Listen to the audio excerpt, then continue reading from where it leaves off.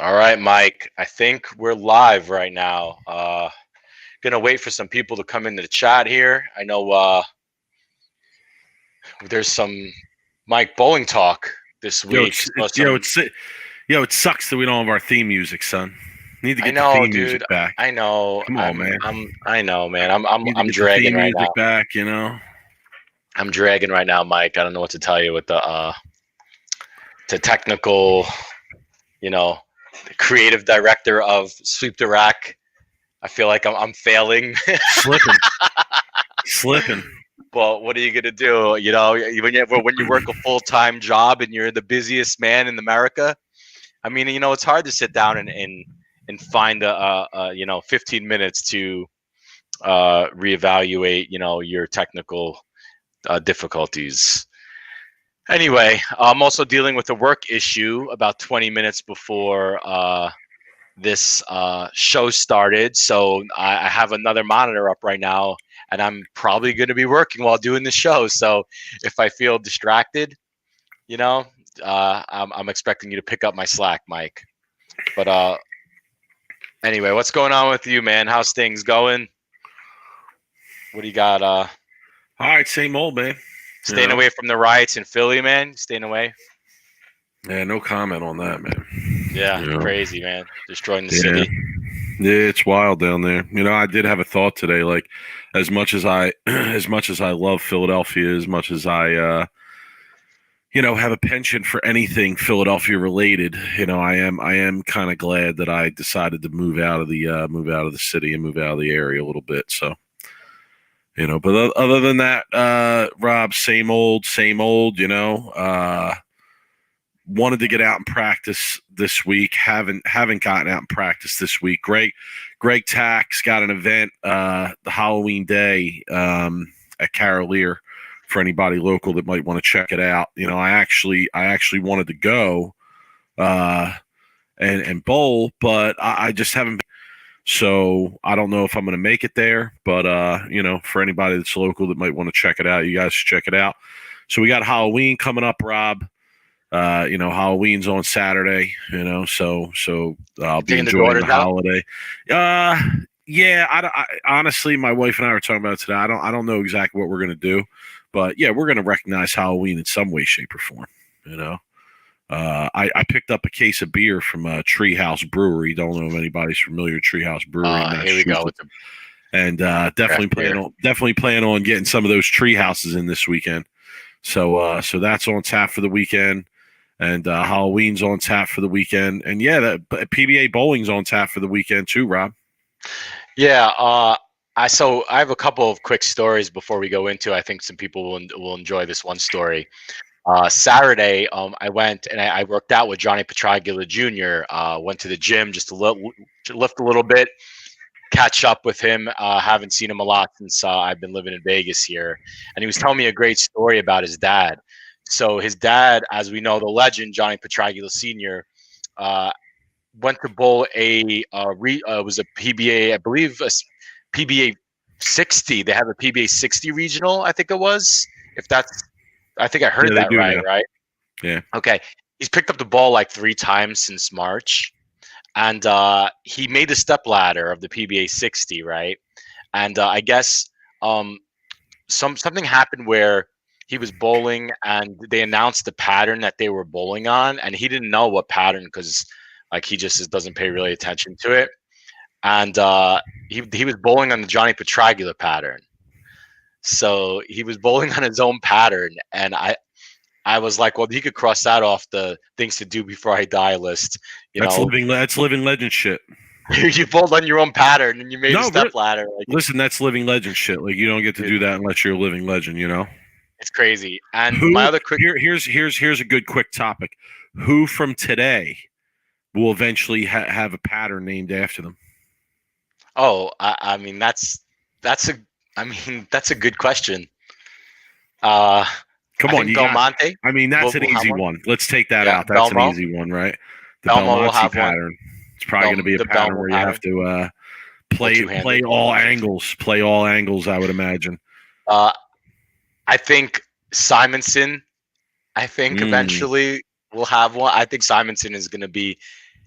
the one person to maybe beat Belmo's like all the records Belmo breaks. I think Simo's gonna do it if he stays in this path. Honestly. Okay. So anyway, so I have a quick practice story. So Mike, I went to practice Sunday. That's too easy, Bell Bottoms. That's too easy. Norm Duke, Weber, Walter Ray, they're all going to have patterns, right? Soon enough. Parker Bone probably needs a pattern, right? We need the Parker Bone pattern. AJ's tuning in, man. What's up, dude? Dude. Yo, the bracket crasher, AJ. I'm not going to confirm or deny, right, that I may have gotten a message from him during the competition telling me that he was out to put my bracket to rest. So, I told him, it's all love. First of all, I'm a homer. Everybody knows that. I'm going to pick the homie. Everyone knows that. But yeah, I thought Kyle Sherman had a good look in that build. Was I wrong. I'm going to talk in a few minutes, AJ, about how good your ball reaction versus how bad his ball reaction was. But yeah, I flopped on that one, dog. I flopped on that one. But let me say, overall, we could discuss it later if we want. Rob, my bracket's looking good. I got to say, like, if there was a PBA bracket competition, I'd be in good shape right now. Okay. Listen, Dorita's saying no names of patterns after lefties. No, yes, absolutely. Earl Anthony has a pattern. Parker Bone absolutely needs a pattern. No, dude, Earl Anthony already has a pattern. What is that even? That's not even a question. Anyway, yeah, providing that bulletin board material isn't that part of what we're here for? I mean, really, isn't that part of what we're here for? Bowling needs that. Bowling needs that. It does. I'm serious. I got to tell a practice story because I think everybody has dealt with this, and this is the reason why it sucks. It sucks to be a competitive bowler trying to practice on the weekend. Okay, Sunday I went to go to the bowling center, and I got all my stuff going in right. I'm having a really good practice, Mike. I'm throwing it pretty good. Like, I feel strong physically. My hand feels good. I'm like getting out of the ball great. And about 2 games into my practice session, they turn global on, Mike. I mean, how many times has that happened to you? Or I saw your story. Yeah, I put it on our. How many times has that happened to me? And Dorita, my buddy here, my league teammate, former college coach, is here hanging out in the chat. Shout to you. He'll tell you basically every Saturday that I go to practice at one of the main centers I go to practice at. 12 o'clock rolls around, sometimes 11 o'clock if they have an early birthday party coming in. Shut the shit down, son. It's cosmic time. Shut it out, and it's time to go cosmic. So, I practiced, though. I practiced the Cosmo. I bowled another game and a half in the global. I couldn't. So I can do it. I can do it for timing, but I can't do it for anything else. That's all I did. I just really just concentrated on one thing, and that really helps me is tempo. I just wanted my tempo to be good and the ball's coming out of my hand. And you'd be surprised how much you really bowl blind sometimes, where you're just really bowling on feel. Because like if I could see where I'm standing, and if my tempo is good, and you're feeling good, you don't really like actually look at where you're throwing the ball. You're just a lot of people just bowl on feel. I mean, look at some of the people, the best bowlers in the world. They look straight down at the foul line when they throw the ball. Look at Wes Malott. I mean, you could look at Wes Malott throw the ball, and he looks directly down at the foul line. I mean, how many great bowlers in their career look straight down at the foul line, right? Like, it's crazy. Anyway. The biggest joke that came out of the whole Barstool beef, right? The biggest joke between me and Bill and his brother, like the big joke that goes around now is that I gave Big Mike's Everywhere a bad name. It was the best tweet ever. I'm never going to hear the end of that shit, honestly. Yeah, Lou, Petraglia already has a pattern named after him, I think, if that's what you're referring to. He already has. That's what I'm saying. So. He bowled on his own pattern, which is pretty funny. But I think that Joey, our guy Joey Bell-Bottoms brings a good point. Is we talked about this. So many missed opportunities, man. They dropped the ball on that that this It's was a a joke. perfect opportunity for them to run a bracket competition. What the PBA should have done is the PBA should have offered some kind of prize, right? ESPN does. Now, I'm not saying it's $1 million bracket buster, whatever challenge, but what they should have done is they should have opened up a free competition to all the fans, and you could submit a bracket through the website, and then winner who picks the best bracket, maybe Mike gets, some autographed, shirt of whoever Memorabilia or wins, something. right? Yeah, right. I mean, Yeah, an autographed shirt of whoever wins the tournament, or plus I some think kind of. in term like going forward though, right? The point that the burner bell bottoms makes is that you know is that going forward, like if they're going to continue with that playoffs format as a main event, right? Uh, it needs to be live, right? And they need to find a way to get it done live, and they need to make betting a big part of it because it kind of lends itself to that, right? You have the rankings of 1 through 24, so even someone who it's I mean, I hate to say this because bowling, I say all the time, steals ideas from everywhere else. So what they'll do is say, oh, let's have it in March or let's have it in April. It'll be April Madness, April Madness for bowling. It's like. So I hate to say this, but it really is like the college basketball and the betting on that because you already have a built-in system of rankings.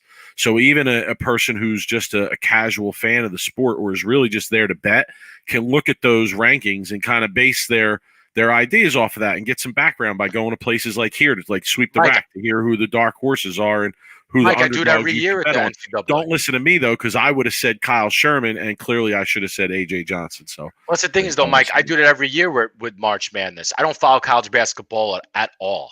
I probably right, have watched 10 minutes of college basketball in my right. life. So, like I'd say most of the people who fill out a bracket don't.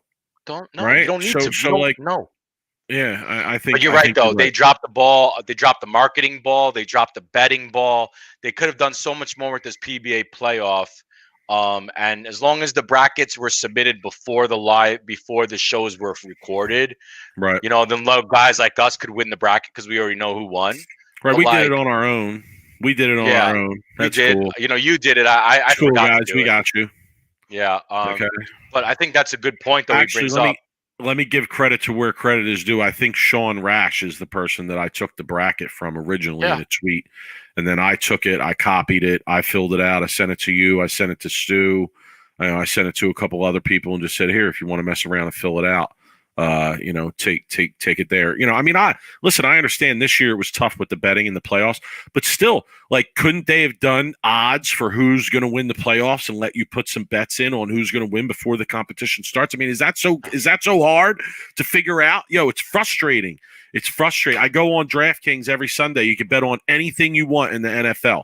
You want to bet on who's going to score the first touchdown in any game, multiple touchdowns, the turnovers. I mean, come on. And we can't figure out how to do bowling betting the right way, Mike, what do you think about Frank's question here? Frank, we appreciate, man, the question. Yeah, Thanks good for joining question. us. Good question. Do you think there's lack of excitement in the playoff show because there's a one-game match? Honestly, I think it adds to the excitement that it's a one-game playoff. Yeah, The lack of crowd too. does.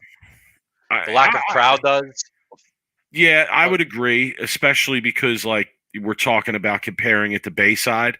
Now, it was supposed to be a Carolier, the Final Four anyway, and the other rounds were supposed to be spread out around the country. So I don't know what the crowds would have been like.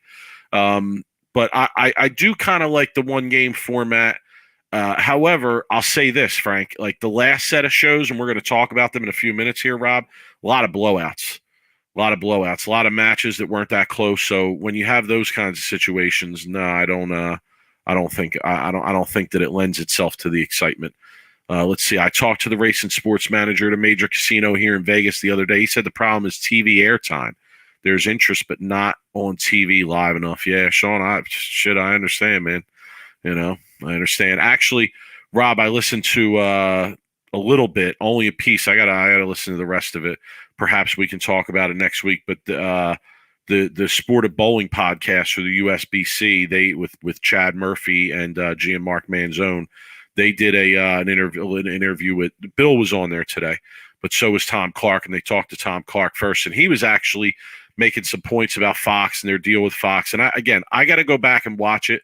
But one of the things he seemed to be saying from what I watched was that Fox works with them and tries to, do the best they can for them in terms of their TV time. I got to say, like, lately it doesn't seem that way to me. It seemed that way. It seemed that way when they first signed the deal, but lately it doesn't really seem that way to me. Well, they definitely do care about the procedure of booking their bowling party. I, Yeah, they do. Yo, dude, funny story. Funny story. This person might even tune into the podcast tonight. So shout to my boy GQ. Yo, I happen to have a conversation with a friend of mine from college who I haven't talked to, Rob, in like 20 years. Okay. I mean, I can't even remember the last time I talked to this person or saw them. And I just happened to hit them up because I came across something that reminded me of them. And turns out they started bowling.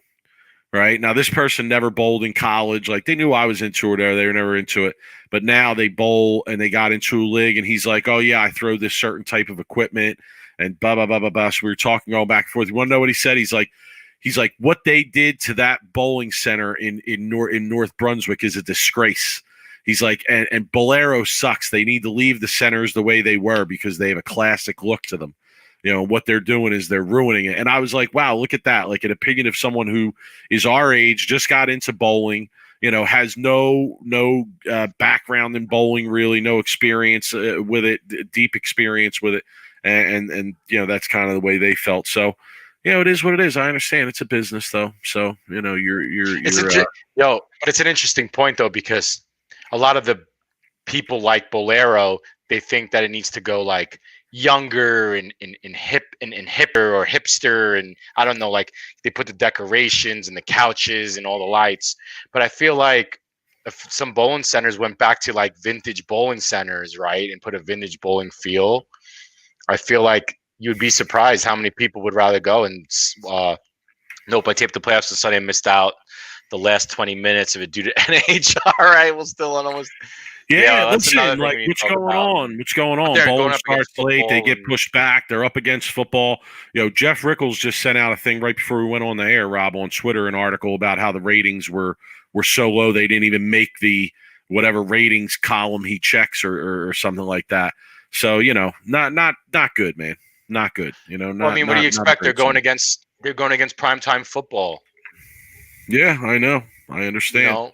Like, I mean, or how about this, Dave? How about everybody that bowls in a Bolero league gets a bracket, right? Like, why aren't they trying to captivate the league bowlers that they have? They have their numbers, addresses, emails. Why aren't they using that info to try and tie that in with the PBA and create more exposure and more fans there? I don't know. So again, bowling was pushed back or whatever. Jeff sent out the thing about the ratings, so that was kind of discouraging. But Rob, let's talk PBA playoffs now. Yeah, let's do it. We got a new skit for the people tonight too, Rob. So people might want to stick around. We got another new skit. It's going to be called "Fix the Rack," and we are going to present a problem. And Rob and I are both going to get a crack at what the solution, what the fix to that problem should be. Okay, we're not going to tell you the problem. We're going to tease that, and we're going to give it to you later. All right, let's talk PBA playoffs, Rob. We watched the action. Rob, did you watch it while it was on? No, I didn't either. No. How many people in the chat? Did anyone in the chat watch it live while it was on? I mean, it started late and this. So, like, I tried, and I just got so frustrated. I was like, forget it. I'm just taping it.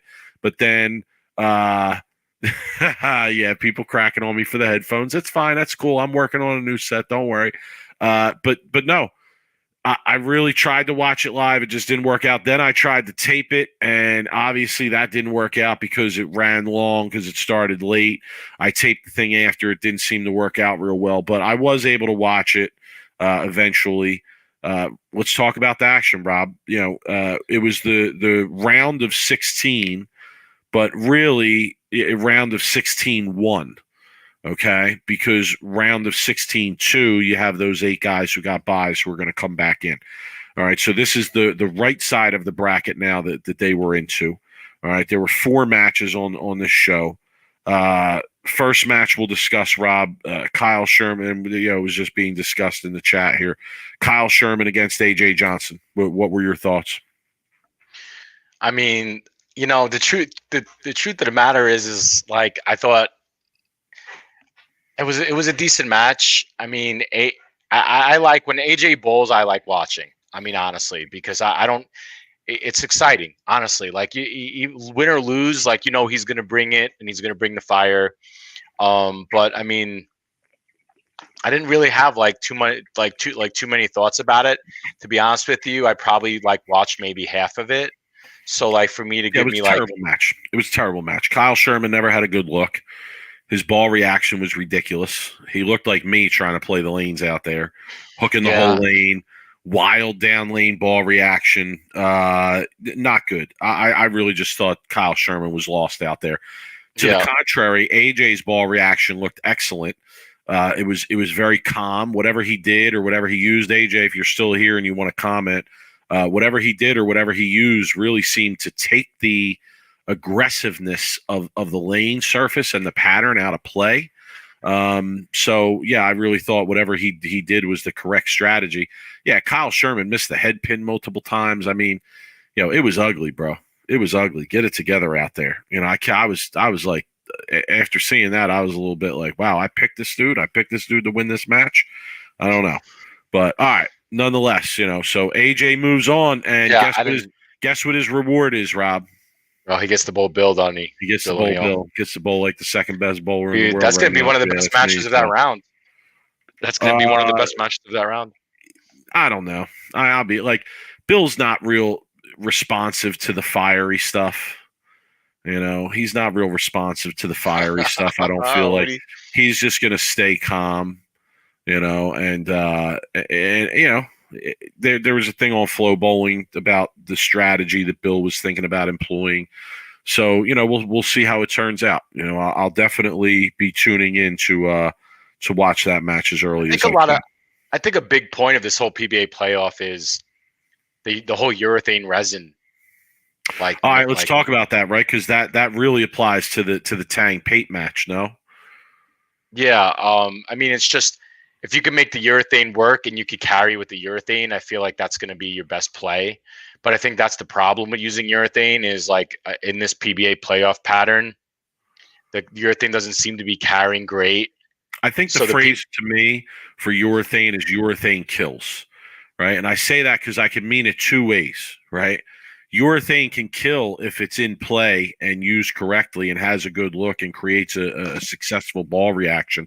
But urethane kills because if it doesn't have that great ball reaction that can carry and really be consistent, it sucks. And it really you're going to throw shots that if you were using a reactive ball might get 9 or even strike, and you're probably going to get 6, 7, or 8 on those see, that's shots. the thing And is you that's saw the that with advantage. Darren Tang. You saw that absolute thing with Darren Tang in this match. Darren Tang's urethane reaction. He loves urethane, loves to stick with it. His urethane reaction in this match was mediocre at best. Nick Pate didn't even throw it that well, I didn't think.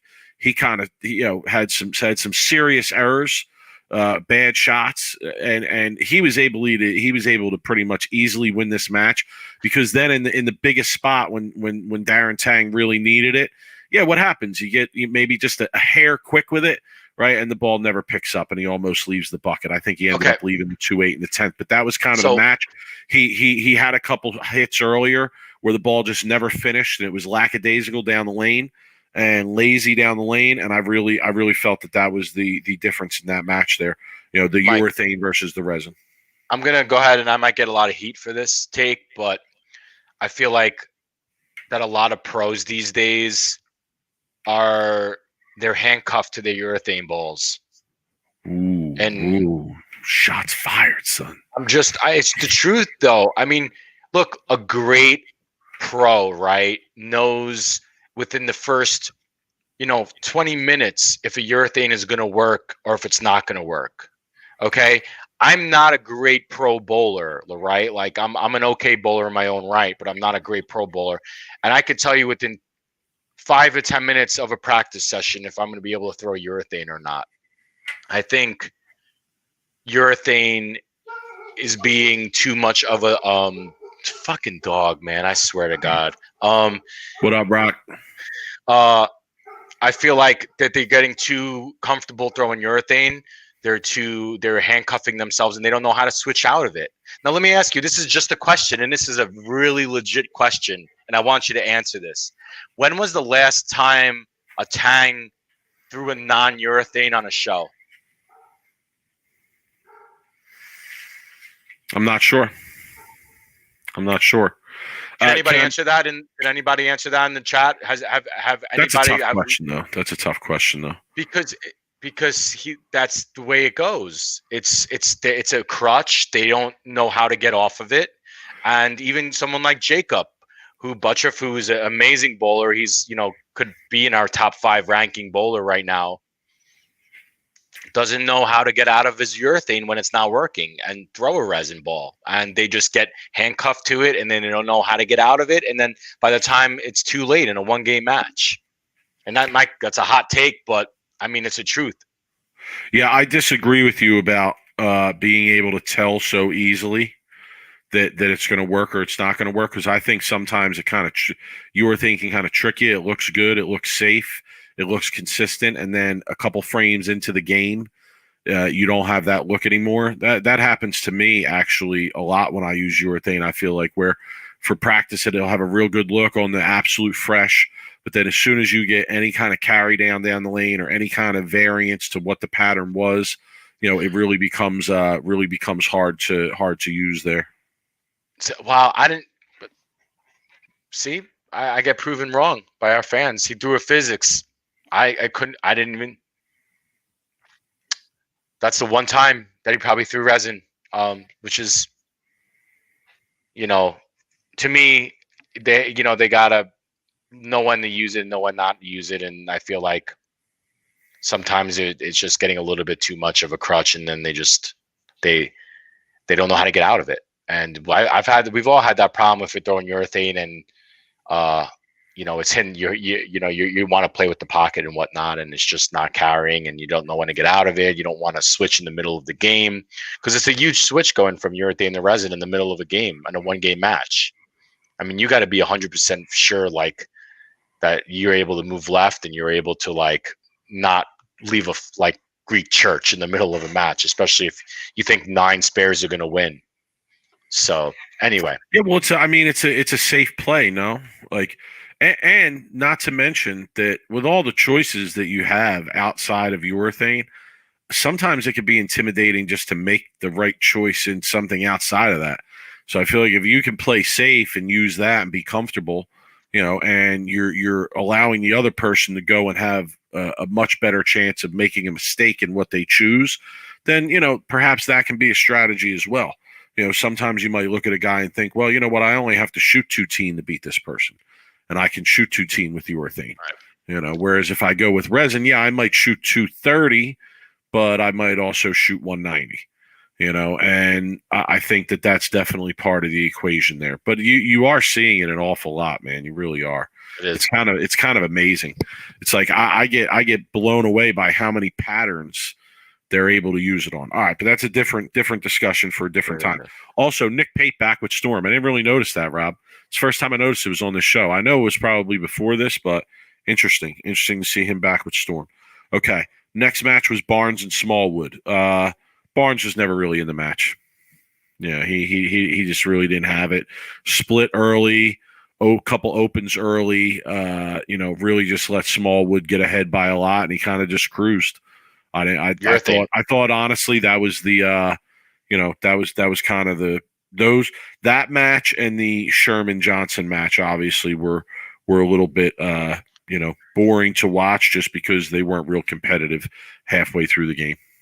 Well, that's the thing is and like we just talked about, Smallwood was using urethane, was controlling the pocket, and then Barnes started out slow, and Smallwood just stayed with the urethane and just played with the pocket, right?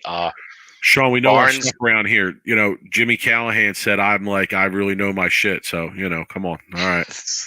Barnes, Barnes, I was a little surprised Barnes didn't have a better look on that pattern, because he's normally good when the players need to play right. And to see him lose to Smallwood playing right was surprising, because Barnes's A game is playing right and Smallwood's A game is playing left. So it just shows you how much of how much improvement Smallwood has made in his game, being able to play right. Because if you watch Smallwood bowl, he drifts like 30 boards left. You ever watch Smallwood bowl? It's like he starts at like here and he ends up. So for him to play that far right with a urethane is not in his comfort zone by any means, but he looked really comfortable doing it. And it was our first look at Smallwood, right, with motive too. Hey, to be honest with you, Joey, I got interviewed to actually be a ball rep for the West Coast of EBI, and was down to the final two candidates, and I didn't get hired. And the guy who they hired lasted 10 months in the position. So I could have done it. One time I worked in the pro shop for a while, and I know my reactions here and there. I mean, I'm not like these ball reps are, but I could have done it, I think. I don't know if I've ever said it on the podcast before, but I happen to be the GOAT of coaching high school bowling. Oh God, I mean, like Al Bundy. So like for a while, I was a ball rep in that way. Always making the right decisions. Sometimes we'd shoot 268 and make the ball switch going into the fill in the next game. So yeah, of course. Come on, one time even at the U.S. Open, nonetheless, at Carolier, Bill O'Neill was struggling. True story. You could ask Jeff Butler. He was sitting right next to me. Bill comes up to us. He was in the top 5. He had fallen out. He was really struggling. He comes up and he's like, "Guys, what do you think I should do? I need a suggestion here because I'm out of ideas."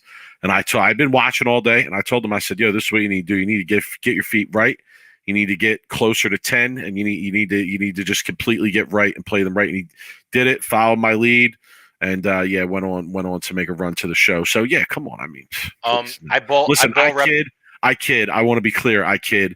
No, I don't. I have no interest in being a ball rep whatsoever. Hey, I ball rep personally. Bill Honestly, if you want to know the truth, you want to hear a hot take from me tonight. All right, here's a hot take from me. Personally, I think a lot of ball reps are full of shit. I really do. I do. I think that a lot of it is you're working with the best bowlers in the world. So you're really just reinforcing their ideas. Like they have an idea, and then you say, "Okay, all right, let's go with that idea," and you work with them. And for the ones that figure it out, it's going to work. And for the ones that don't, they don't.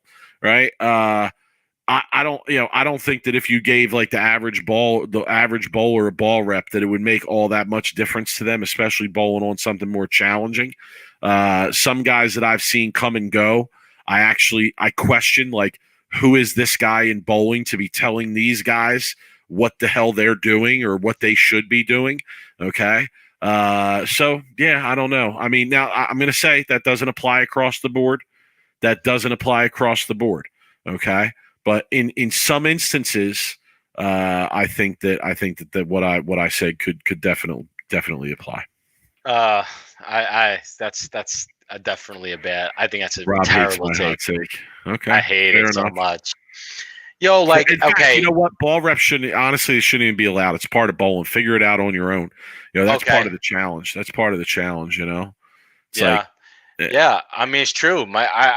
Look, like, here's the thing: this is a good point. Like my brother makes, right? Is these ball reps, they are watching. We talked to Mark Baker, right? Now, Mark Baker is a different kind of rep, right? He's a physical game rep.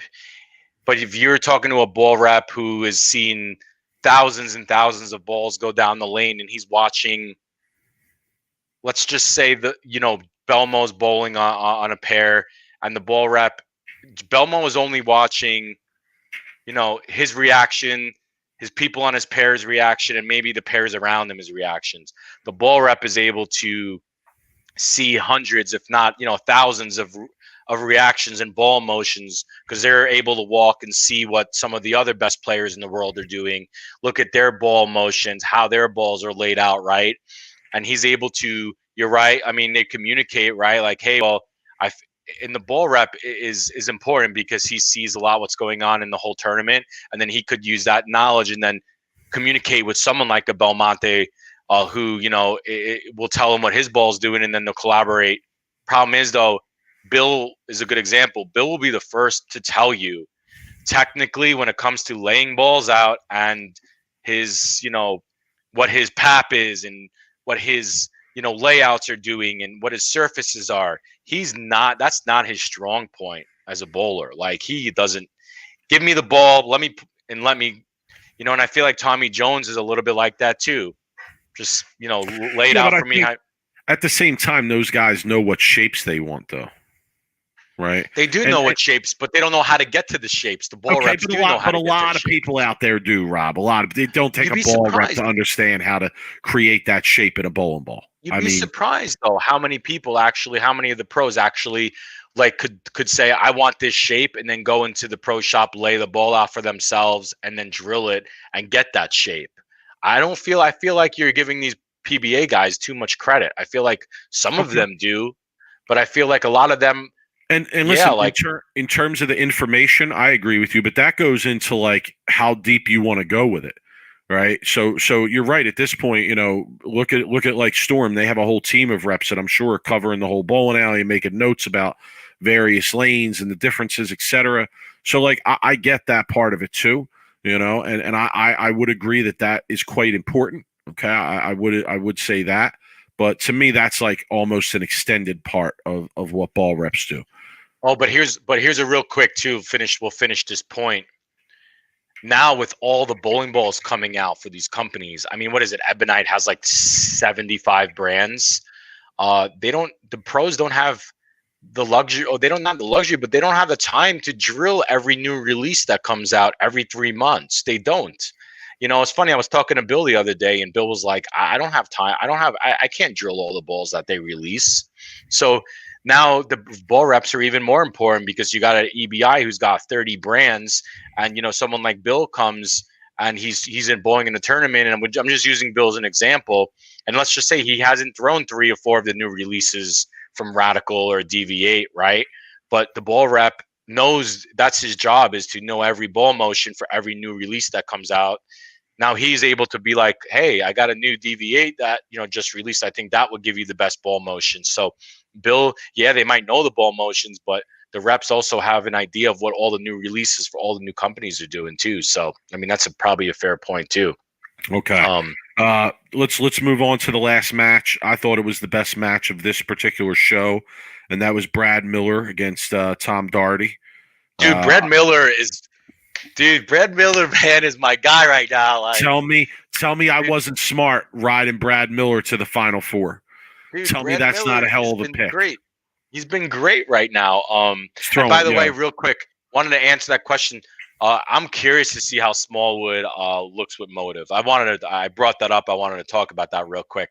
I feel like Tom Smallwood is, could be a top brand ambassador for your like company, and I feel like maybe he didn't get that much attention with other companies, and I feel like Motive might probably pay him a little bit more attention. And his stuff looks good so far. He's able to throw those desert tanks and those covert tanks and those urethane balls. And I feel like Smallwood is very interesting, the way he throws it and how his reactions are compared to everybody else's. He's completely in left field. He likes a lot of balls that nobody likes. That's just the way Smallwood's always been since I've known him as an amateur. Anyway, back to Brad Miller and Tom Doherty. To me, this was the best match of the night, of the whole show, right? Because it was close. Doherty switched though. Didn't Doherty switch to urethane? Didn't Doherty switch to urethane like 4 or 5 frames into it? It would have been interesting to see if Doherty started with that purple hammer. That would have been interesting, because Doherty started to come back after he switched. Got a couple bad carry breaks. I know he like won 5, missed a 7. It was a big shot. He ended up leaving a couple 10s. Brad Miller came out, dude, needed to strike out to lock him out. And dude, he tripped that 4. Dude, that 4-pin he tripped in the 10 frame was huge. I mean, yeah, that was it. That was it pretty much. Like, and Tom Doherty caught a few bad breaks. I definitely thought this was a match that if it went to a second game, there was a good chance that that Doherty would have won that second game. So yeah, good match, best match that I thought on the show. So you got AJ Johnson, Brad Miller, Smallwood, and Nick Pate moving on to the next round there. Okay, and they're going to come in and bowl the guys who had the buys, and I believe those shows will be this Sunday at 7:30 p.m. I think is what it's scheduled to run at. And Another again, Sunday. that will be during Sunday Night Football, Eagles Dallas. So I know what you're watching. I'll be watching that live. I'll probably be watching Eagles Dallas. Now, let me ask you question and this is a legit question for somebody who's a huge diehard Eagles fan like yourself. Okay, if the PBA playoffs was a live show and it was on in the same time, knowing you would have 2 TVs set up and you'd be watching both live bowling and the Eagles. But you won't do that, right? Because the PBA is not live right now. I'll send a pick out at some point this weekend. My setup right now, honestly, is not conducive for 2 TVs. The setup I used to have at my old house, it was easy to do that. The setup I have now, I watch in my family room, so I just have like 1 TV above the fireplace mantle. But no, listen, if it was PBA playoffs live with the Eagles game on at the same time, there'd be a lot of flipping back and forth. I can tell you that. And I said before, really the only way that I would make bowling a priority over Eagles football is if Bill is on the show. If Bill is on the show, throw Eagles football out the window. I don't give a shit. We're rocking with Bill and we're watching Bill. I'll agree with that, especially how bad the Cowboys are. The Eagles should run over the right. And listen, and it's got to be a live show. If it's taped, it's too easy for me to just tape it and come back to it. I'm not one of those people who doesn't know the results of the show, so that makes a difference for me too. So yeah, Robert Hamilton, that was tough, man. Yeah, Giants let that game get away from them for sure. They let that game get away from them. Nice comeback by the Eagles, though. In no way, shape, or form am I saying the Eagles are anything to shake a stick at, because they're really not. But all right, Rob, can I do my regional roundup, Rob? Can I do my regional round? I'll check my work email while you do this. Right, take care of your work issues. I'm going to talk regional stuff. Rob, shout to friend of the show, Josh Blanchard, was just on recently. We talked to him about his retirement. You win another one? We alluded to the fact that there was going to be news, that he was going to have some news to share down the road. Okay. Well, that news came out this week, and Josh Blanchard is going to be the new regional director in the northwest, I believe, region, is it? Okay, or southwest region, perhaps. So he's going to be traveling. He's going to be traveling on the road. The only reason why he wanted to get off tour was to not travel and be home with his family. Right. It's the west northwest regional. Right. But yeah, I think being a regional director is probably a lot easier than trying to be a professional bowler in terms of the travel and whatnot. It's called security, Mike. It's called security. True. It's a secure paycheck. So shout to him. Okay. Shout to Josh Blanchard on that. Good luck in that new position. Tyler Jensen, Rob, elected to the Southwest Region Hall of Fame. Sure. So shout to him. I wanted to give Tyler's a good guy, man. I love Tyler. I haven't seen him in a while. Usually, once in a while, he'll pop in into Tat, and I'll get to chat up with him a little bit. I actually got the chance to hang out with him in Portland one year at the team event, and I agree. Good dude, nice guy. He's a great guy. So, wanted to give him a shout for that Hall of Fame nod for the Southwest region, and then in regional action, Rob, another young bull, Rob. Another young bull out there doing big things. All these young guys are winning these regionals. I want to talk about a question in a minute. Anthony Nyer from Pennsylvania won the PBA regional at Strathmore Lanes in Jersey, around my way. Young kid. I think he's still technically a junior bowler, Rob. And if the name sounds familiar, it should, because his dad, Andy Nyer, was a professional bowler on the PBA tour back in the day, who made a few shows in his day. So I'll come back to that in a minute. All right. We also had Zach Tackett winning a regional, and Walter Ray Williams Jr. winning a PBA 50. That was the same regional, Rob. It was a PBA 50 Mechanicsville Open. All right. So shout to those guys. And I think that was Zach Tackett's first regional. It's got to be tough for him trying to follow, I mean, you're the brother of EJ Tackett and you take up bowling. That's like Dave and Jeff being my brother. I mean, it's impossible for them to be my brother. You know, I mean, no, but it's I'm the opposite. youngest one, and they've You're been the in my shadow youngest. my You're whole the life. youngest. Like, yeah, and that's why it's even better because they've been in my shadow for so long. I mean, now with the podcast too, I'm even bigger. You know, everybody knows this podcast now, so you know they're like, "Oh, you're the brother of the guy who's on the show." So that's my regional roundup for this week. Shout to those guys, and shout to everybody out there taking part in the regional competitions. Rob, which way you want to go? You want to go PWBA schedule, or you want to go? Yeah, let's talk about the ladies. I like the ladies. I love the ladies. Some love. Yeah, so the PWBA announced, believe it was yesterday, or it could have been, what's today, the 20th? It was yesterday. Oh, it's not. Hold on, it's not the same Zach Tackett? I thought it was the same Zach Tackett. It's not? Okay. All right. No, yeah, see, look, Dave knows, you know. Okay. Anyway, but hold on a minute. Doesn't there is a Zach Tackett that's EJ Tackett's brother though, right? Yeah, I think that's got to be his brother. Yeah, they're just fine. No, it's not. They're all saying it's not. Now I know one of them is a burner for a bowler whose name should not be mentioned, I guess, which is fine. But okay, they're saying two-handed lefty. All right. Oh, well, hey, there's more Tacketts. I mean, who'd have thought, right? Who'd have thought? Wow, that's a crazy coincidence. That's a crazy coincidence, yo. Anyway, let's talk about the ladies. So the ladies have done something, and I'm going to put this out there, Mike. The ladies have done something that the men have not. Do you know what the ladies have done that the men have not? The ladies have announced their 2021 PWBA schedule. The men have not.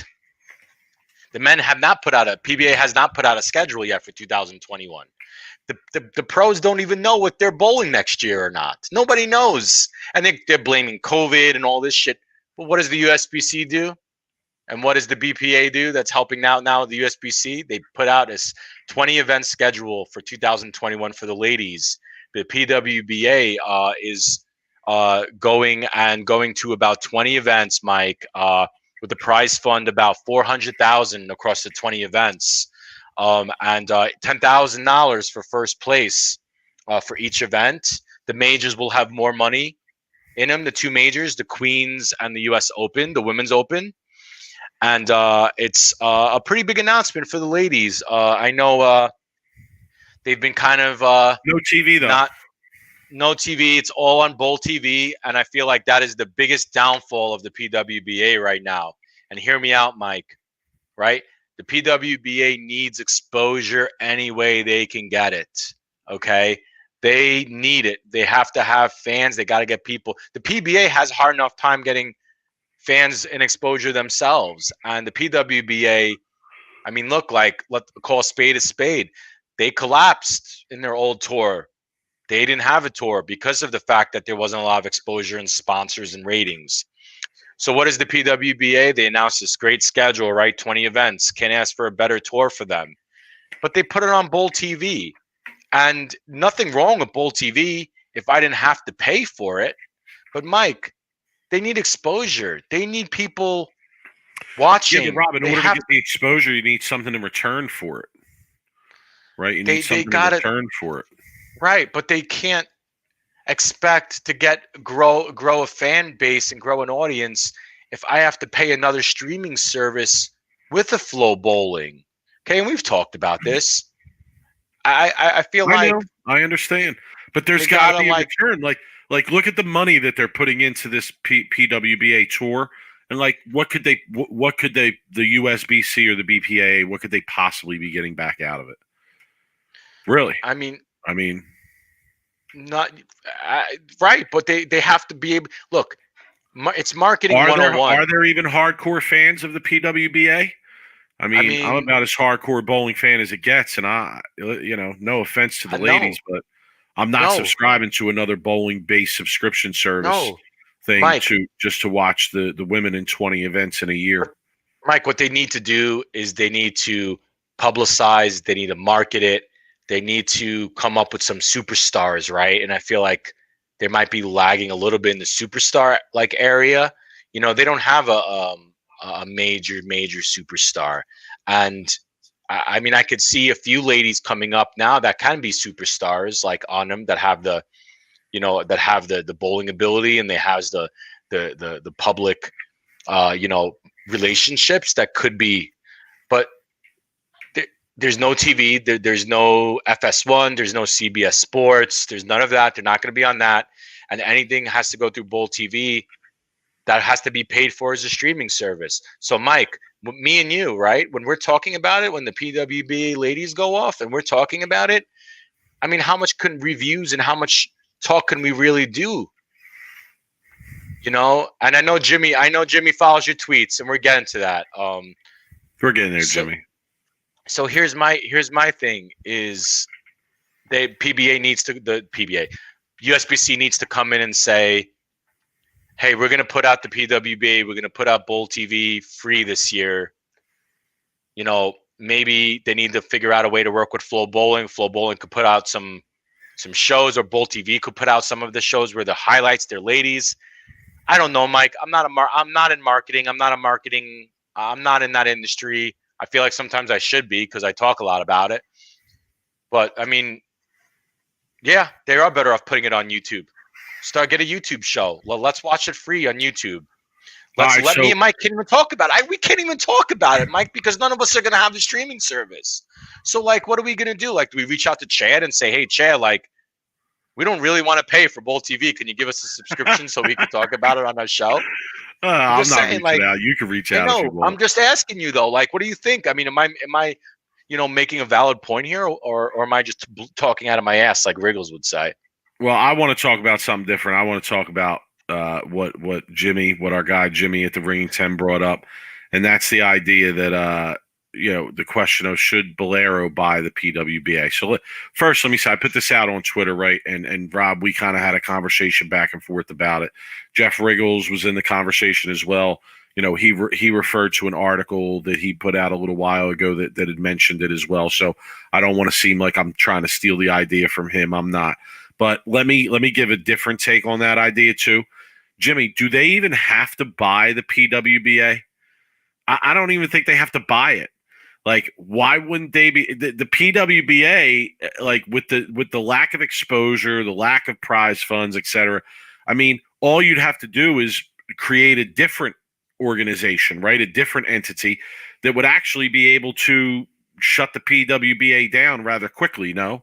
If you offered a little bit more for prize money or more exposure, say Bolero came to the women and said, all right, well, we don't want to buy the PWBA because we don't want to pay the USBC, but we're going to put on our own series of events for ladies.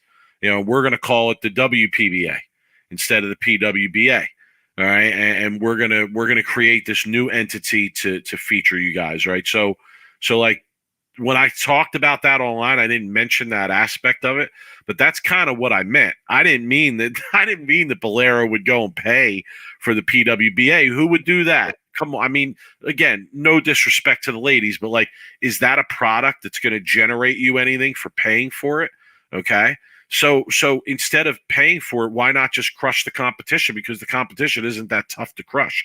They're already giving the ladies some better opportunities than what the ownership of the PWBA is doing. So I don't know where it goes. I do know this. Hey, he Glob. said it. I didn't. He said called Glob, Mike. Oh, geez. Oh, that's too easy. That's too easy. Brian, you're teeing it up too easy for us, son. Brian, thank you for the laugh. You're teeing it up too easy for us. Mike, that's a good point, though. Here's my bottom line on that. When I talked about it online, I didn't really mention that, but that's kind of what I meant. And I'll also say that if you haven't been paying attention, Coley Edison is all about women's empowerment, et cetera, in business and sports. So it wouldn't surprise me at all to see something like that. That's a good point. The PBA Bolero has given a couple ladies, and listen, I know they had the bowl against the pro men, et cetera. They've given a couple ladies a shot at $100,000. Okay, through the Bolero Elite Series. Didn't one of the ladies make the final too in one of the events? Yes. No, they made the pro final, right? Not the Yeah. amateur final, the pro final, right? So they wouldn't cross the USBC like that, right? I don't know. Why does Bolero care? Why does Bolero? What would the USBC do if Bolero decided to cross them? What would they do? What are they going to do? Yeah, No. I don't know. So that's Yeah. my take on that. I wish the ladies luck. Rob, we gotta try and have more ladies on here, more of the female bowlers on Well, we're here. gonna need to, because we're gonna need them to That's review the shows. to tell us how the tournaments went. Tell us how it's Yeah. going. So, but we got to make more of an effort there. So, any of the ladies that might be out there listening, or anybody that has a connection to them, listen. Honestly, we're busy. We don't really have all that much time to like organize interviews and things of that nature. All you got to do is reach out to us. That's all. Just send us an email. Just shoot us an email, and we will definitely follow up. Mike, I'll slide up in some of the ladies' DMs. I got no problem with that. Be like, yo, Okay, what up, girl? done. Get that done. All right, you want to come on Rob, Soup Direct? we have a new we have a new skit for the people tonight. New skit for the people. Yeah, it's a good I guess conversation starter for us, because I always like, one of the reasons why we started this podcast or show, one of the reasons why I did and I wanted to like do something like this, is because every time we were in the pro shop bullshitting, I'd be hanging out there, we'd always talk about what's broken in the bowling industry and how we would fix it. And I feel like it's a good topic of conversation, because we would always get into these hour heated debates, with everybody who would be in the pro shop about what's broken with the industry. So, Mike, I feel like this is a good one where we could kind of go through some of the, things in the industry, the bowling industry, that are broken. And I feel like a lot of people in the comments too are big bowling fans, right? Yeah. I mean, they'd have to be watching the bowling show. And have opinions on this. Sure. These topics as well, right? And when we started this podcast, we actually still have a document that has a whole list of issues and problems and things in it, and we never really got to it. We never really found a way to dig into that. So we kind of created this skit to just give everybody the opportunity, us, the listeners, etc., to discuss some of the problems in the world of bowling. All right, so Rob, what is our first topic tonight? And how it'll work is we're going to give a topic, and then Rob's going to present his solution to the topic, and or his fix to the topic, and I'm going to present my fix to the topic, and then people can comment, chat, etc., and you guys can kind of tell us possibly that our solutions suck. All right, so Rob, what's our first order of business here? Okay, there's a laundry list of things that are wrong broken in the bowling industry. It's a long list, people. It's a very long list. To me, one of the major problems is John just hit it right on the head. Look at that, John, this. my man. John, that's where we're going. Number one. Topic number one. The handicap system is completely and utterly broken, Mike. It is a really bad system, and a lot of the factors that are reasons why the handicap system is broken is because every bowling center is different, right? Every bowling center has their own lane oil machine, and the scores are really high in one center and the scores are really low in another center. And if I'm averaging, let's just say this, Rob, the factors, right? The alternating factors in that conversation of handicap cannot be understated, right? The alternating factors in that conversation cannot be understated. All right. It's there's just so many factors that go into making up somebody's average. Like you said, the house, the lanes, what type of league it is it competitive? Is it not? How many guys bowl in the league? How many days a week does that person bowl? What are their other average? I mean, there's just so many different factors. But okay, go ahead, continue, Rob. So, do you want to go first with your solution, or do you want me to go first? I'll go first on this one, because I feel like this is a solution that I've brought up a million times. Okay, the USBC, right, is the United States Bowling Congress, is one of their functions is to keep play fair, right, and to keep governing the play and how it. And I feel like that's a big issue. Some houses, the proprietors are like, oh, I want people to average 250 because, they like to average 250 and they come back. And then some houses People average 205, and then the averages are low, and then you could bowl handicap tournaments. There's sandbagging, right? That's a whole nother, issue in itself, right? That needs to be addressed. I don't know if we have enough time to talk about how to solve sandbagging problem, and I feel like that's just the integrity of the league needs to like step in on something when they see someone sandbagging. Mike, the USBC needs to come out with a tier pattern system, right? Where in order for you to be sanctioned in a league by the United States Bowling Congress, you have to use, let's just say, one of the 3 to 5 published patterns that the USBC has in their database that they would give to the league and the proprietors before the league season started. Okay, so let's just say there's 3 patterns that the USBC comes out with, right? Like, and they're all hard in their own. They like, had right, the red, white, and blue. Red, white, and blue. But if you want to be sanctioned by the USBC, you want an honor score, right? You want a ring. You want to have your average into that database. The league has to use one of those patterns. And if the proprietor and the league say we don't want to use any of those patterns, then the proprietors have to come in and they have to sanction their own leagues and give out their own honor scores. Okay. Now, the USBC doesn't even really give out honor score awards anymore, so they that don't. But really you know matter. what I mean? Though the people bowl leagues that they bowl leagues because they want to be sanctioned by the USBC. So when they bowl 300, it's sanctioned 300, right? And you hear that a lot. Oh, I bowled my 5th sanctioned 300, right?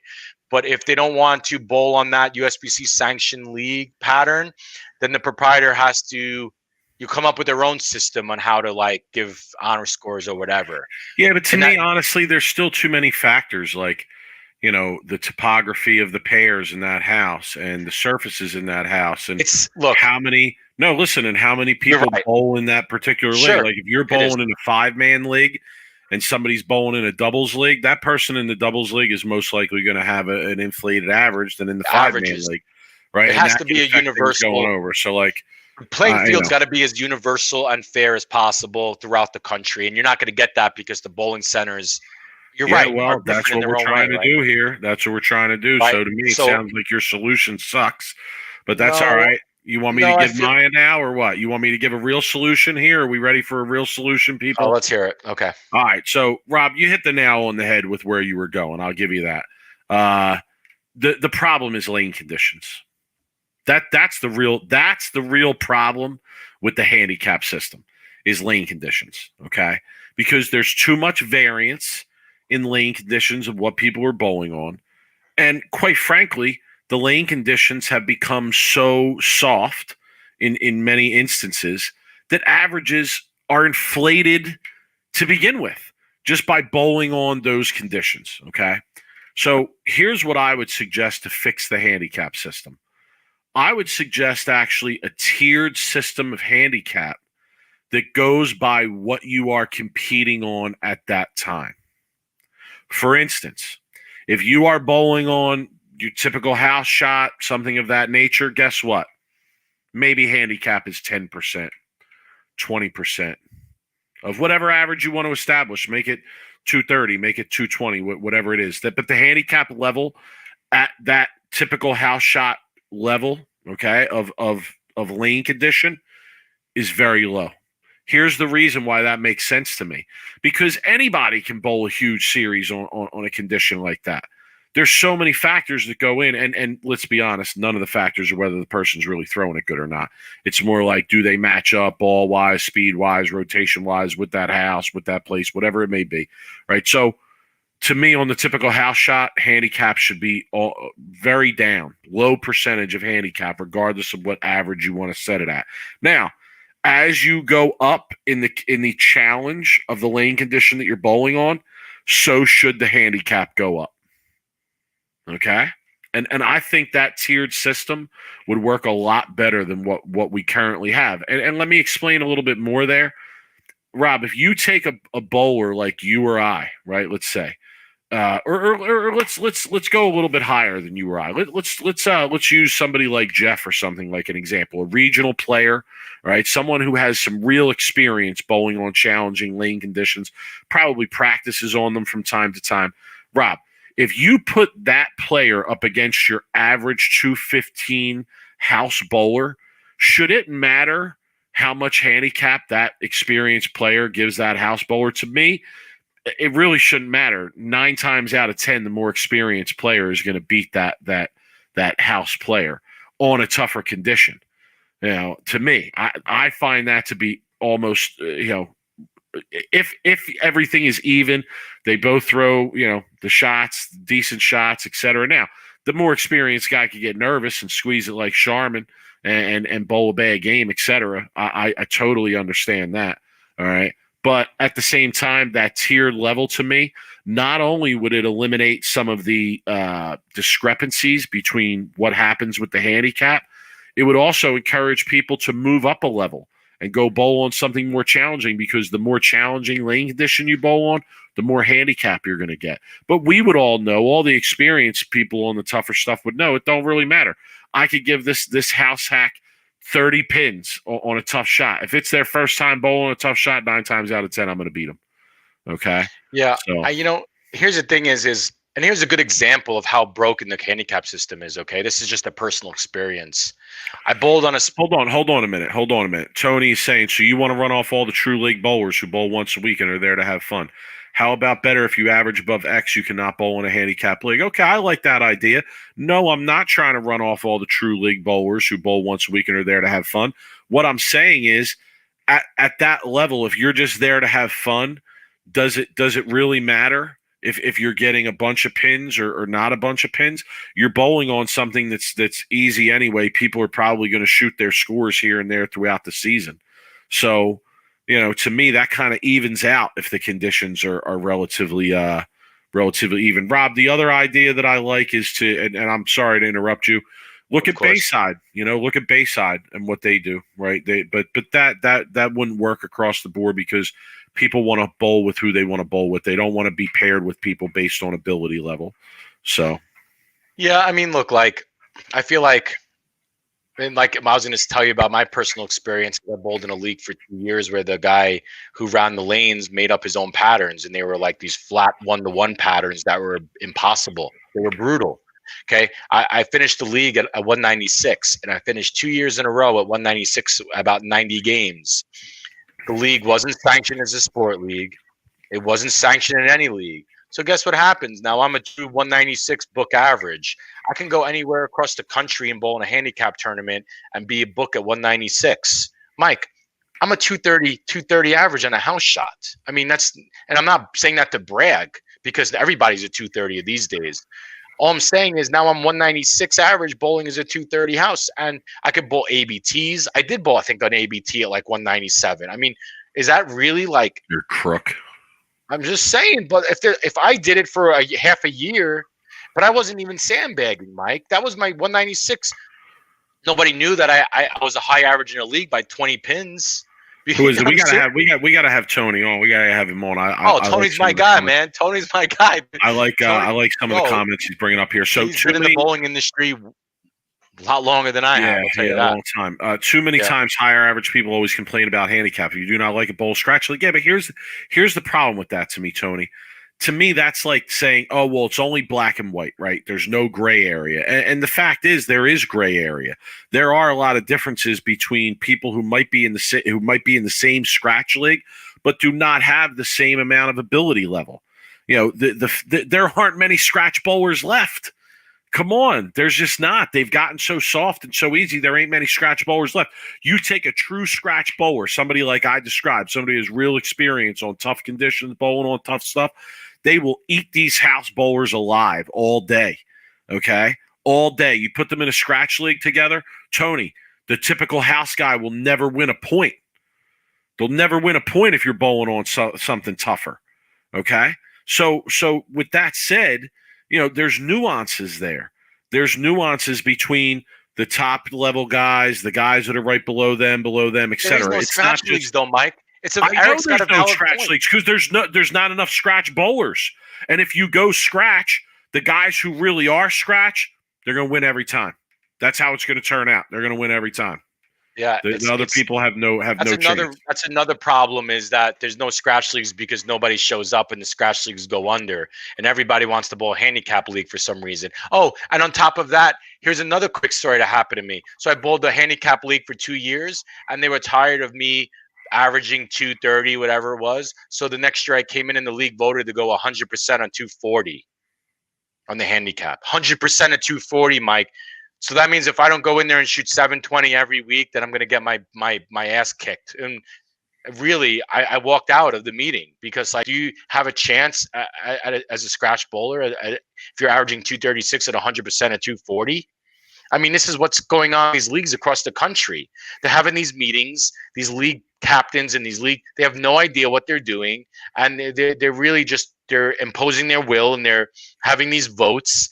And then people are just going like no, they'll make it, just making the leagues terrible and nobody wants to bowl. But anyway, Mike, we could talk for hours about this topic. And this is why this skits very well. I like this comment as well, right? And I think the system that I suggested kind of encourages that, right? Like if you give less handicap for bowling on something easier and more handicap for bowling on something more challenging, you're going to expose more people because here's the reasoning in that.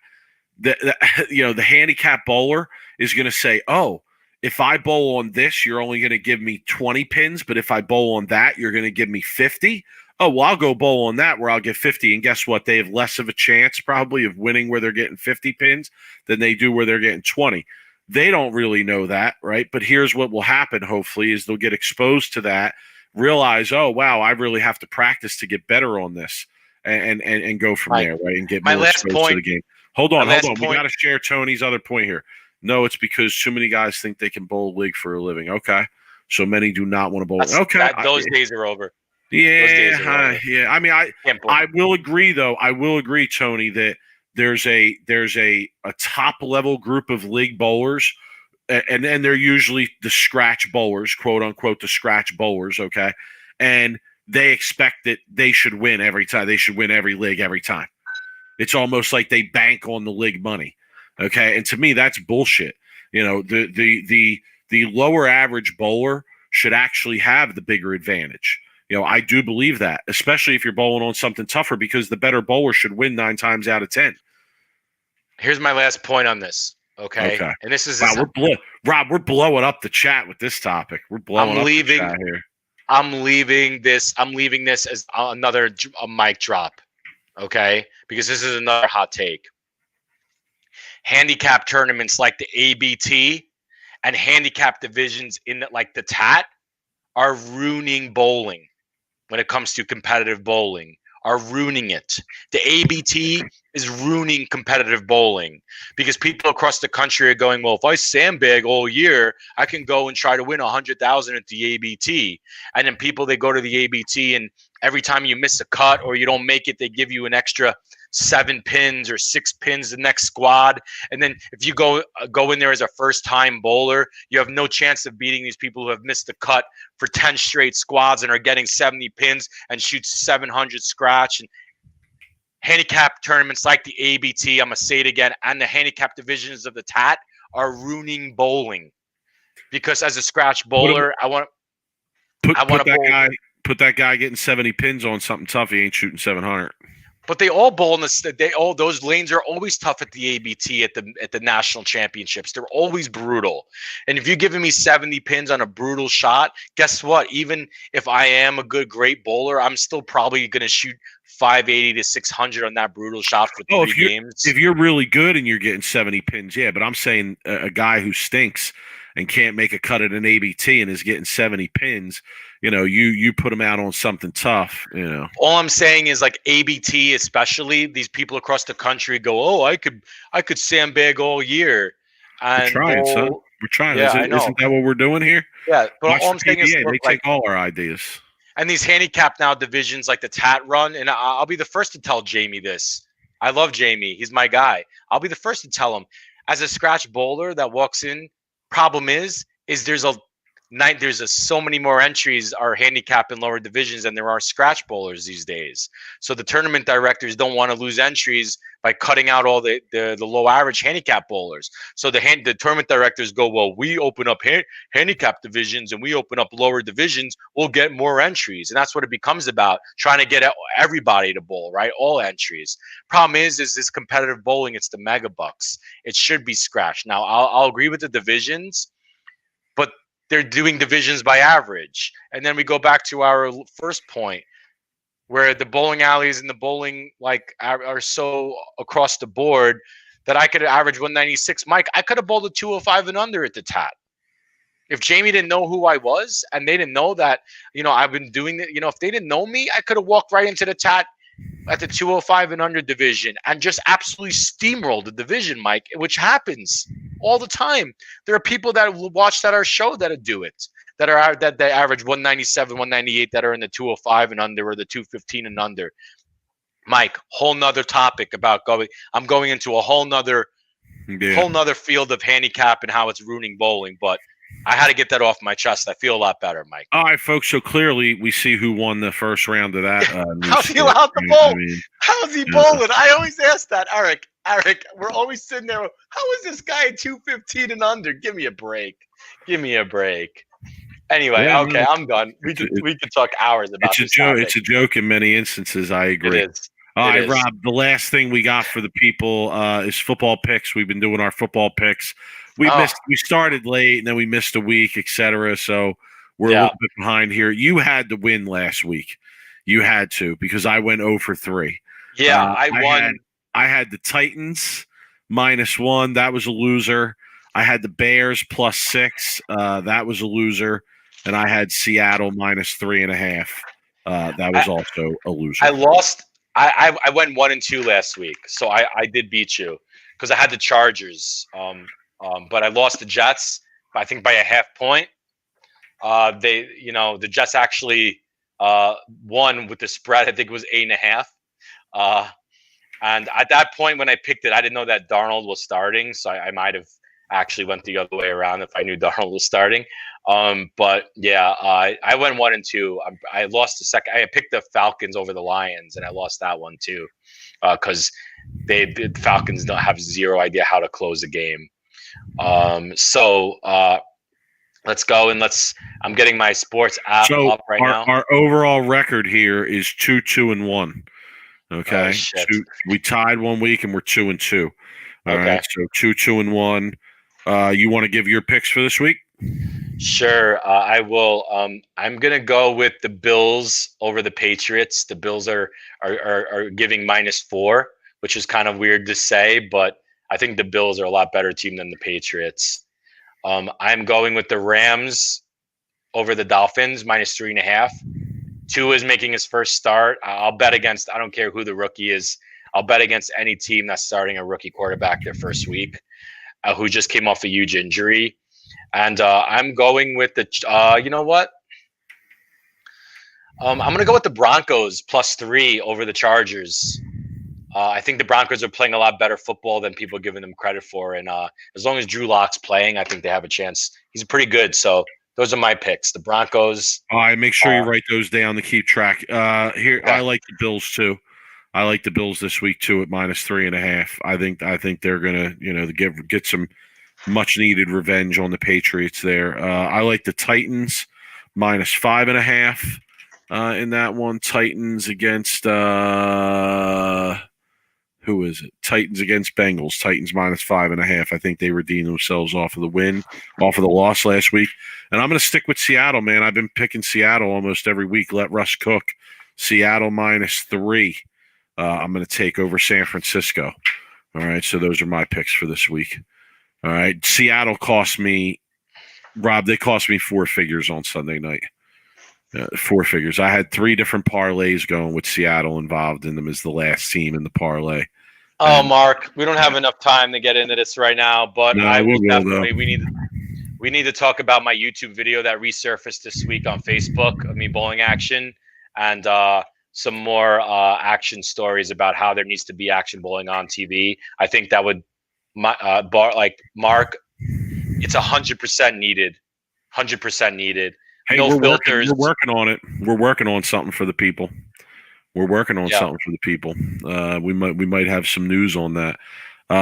So yeah, Rob, we're gonna wrap it up for the people here. We hope everybody enjoyed. Everybody have a good week, and we will talk to everybody next week. No. All right, guys. Yeah, absolutely. Let us know. Reach out to us on our social media. By the way, real quick, hit us up. Sweep the Rack. Send us videos. Send us videos if you want yeah, us we to gotta roast still. us. We didn't get to the roast video this Get week. to the roast. We got next week. Andrew. We got you next week on the roast video.